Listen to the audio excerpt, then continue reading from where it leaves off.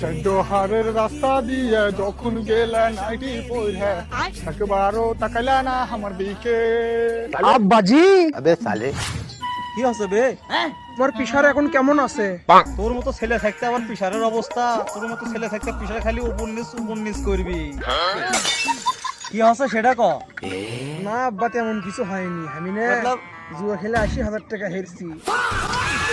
আমার রক্তপানি করে টাকা রে, আমার রক্তপানি করে টাকা রে।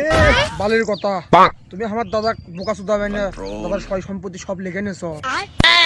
গোয়ার তাই তুই সব আউট করে ফেলতে মেলে উল্টো পাল্টা কথা বলে। উল্টো পাল্টা কথা বাদ দা, মোটর সাইকেলটা ভাই কর, মোটর সাইকেলটা ভাই করে 1 প্যাকেট বিড়ি নিয়ে আয়, বিড়ি শেষ হয়ে গেছে আমার, 1 প্যাকেট বিড়ি নিয়ে আয়। উঠে আছে সেই মোটর সাইকেল। কে ঘরের মধ্যে আছে? আরে আমি ওই মোটর সাইকেল বেচেই তো জুয়ার টাকা শোধ করছি।